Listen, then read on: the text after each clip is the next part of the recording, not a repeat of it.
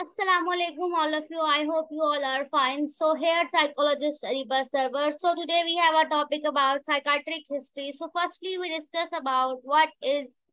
psychiatric history. Psychiatric history एक ऐसी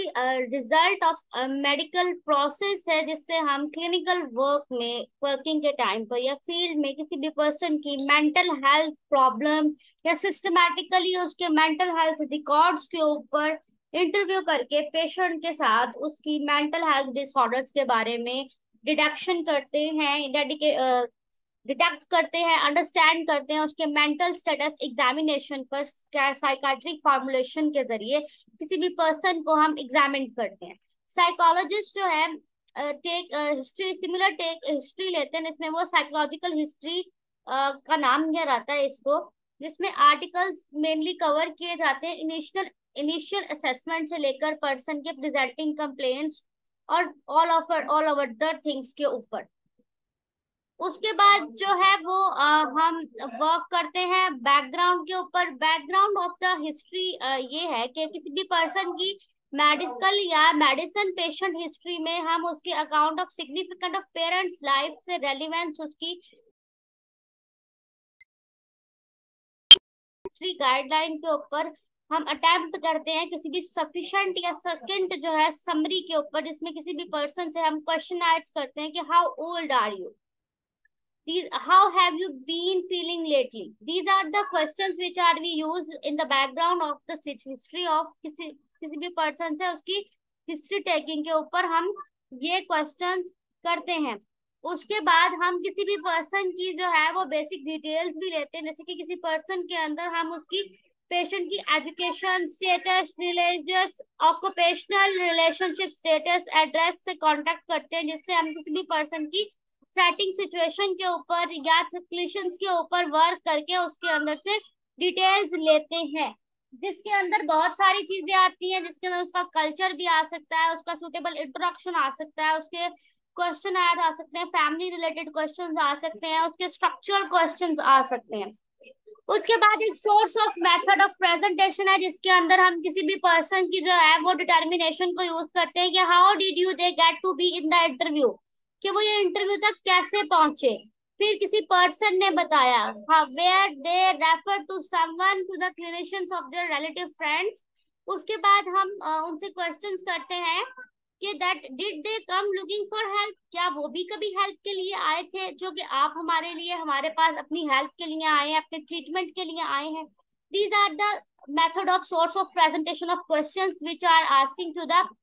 patient for further information. ठीक है, उसके बाद मेन चीफ कंप्लेंट्स के ऊपर आ जाते हैं, किसी भी पर्सन की जो है वो मेन प्रॉब्लम्स क्या है, जिसके अंदर उसकी जो है वो प्रीवियस सेक्शन की प्रॉब्लम्स भी आ सकती हैं, उसकी प्रेजेंटिंग कंप्लेन भी आ सकती हैं, उसके पोस्ट ट्रोमेटिक डिस्ट्रेस डिसऑर्डर्स भी आ सकते हैं, कोई अल्कोहल यूज या कोई सब्सटेंस यूज भी आ सकता है, पैनिक डिसऑर्डर्स भी आ सकते हैं, प्री मेच्योर इजैकुलेशंस भी आ सकती हैं। इस तरह की कॉमन चीजों के जरिए हम उस पर्सन की प्रेजेंट इलनेस को जो है वो डायग्नोस कर सकते हैं। उसके बाद जो है वो हम किसी पर्सन की प्रेजेंटिंग कंप्लेंट्स के ऊपर ये प्रेजेंट इलनेस को कैसे जानते हैं, हम उससे कुछ क्वेश्चंस करते हैं। व्हेन डिड दे स्टार्ट, ये कंप्लेंट्स कब स्टार्ट हुई, how did they start, suddenly, slowly और इन फिट्स और इन स्टार्ट्स। फिर हम उनसे क्वेश्चन करते हैं have you fluctuate over time, क्या ये फ्लक्चुएट करती हैं, how what does the patient describe as the essential features. ये तमाम तर कंप्लेंट्स जो है ये हमारा हाइपोथेसिस होता है या डायग्नोसिस होती है किसी भी पर्सन की जो है वो उसको डिटेल्स जानने में कि उस पर्सन के अंदर किस तरह की डिजीज जो है वो डायग्नोज होती है by the formulation of these question. हम उसकी जो है वो पर्सनल मैनेजमेंट प्लान को जो है वो चेक करते हैं और डिफिकल्टीज को चेक करके उसको कोई सुसाइडल थॉट्स तो नहीं है, कोई सेक्सुअल डिफिकल्टीज तो नहीं आ रही, ये सब चीजें हम उसका मैनेजमेंट प्लान बनाने के लिए ये क्वेश्चंस हम उससे करते हैं।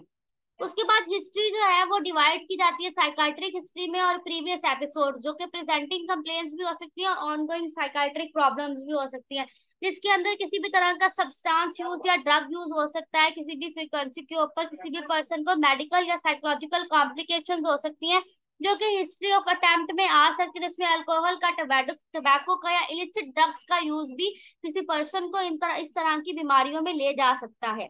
अब इसके अंदर हम मेडिकल हिस्ट्री के डॉक्यूमेंट्स भी देखते हैं, जो कि सिग्निफिकेंट इलनेस को या बोथ पास्ट और करंट सिग्निफिकेंट मेडिकल इश्यूज के साथ, इसमें अगर कोई इंजरी हुई हो, कोई हेड इंजरी, कोई सीजर आया हो, कोई मेजर सर्जरी हो, या कोई मेजर इलनेस से कोई पर्सन गुजरा हो, तो इस तरह के डॉक्यूमेंट्स भी चेक किए जाते हैं, ताकि ओरिएंटेशन में हमें मालूम हो सके कि उसको कोई प्रॉब्लम ऐसी तो कहीं उन मेडिकल प्रॉब्लम्स की वजह से तो उसको कोई साइकोलॉजिकल डिसऑर्डर तो नहीं हो रहा। फिर फाइनली हम इंक्लूड करते हैं उसके फिजिकल इमोशनल्स को, उसके सेक्सुअल अब्यूज को, उसके कोई भी कोलेटरल सोर्स ऑफ पेशेंट के तमाम तर एस्पेक्ट्स को, कोई ट्रॉमा तो नहीं हुआ, कोई ट्रॉमेटिक इवेंट से तो नहीं गुजरा, किसी इंसिडेंट से तो नहीं गुजरा। ये तमाम चीजें फिर हम कलेक्टिवली चेक करते हैं और उस पर्सन की हम जो है वो हिस्ट्री लेते हैं।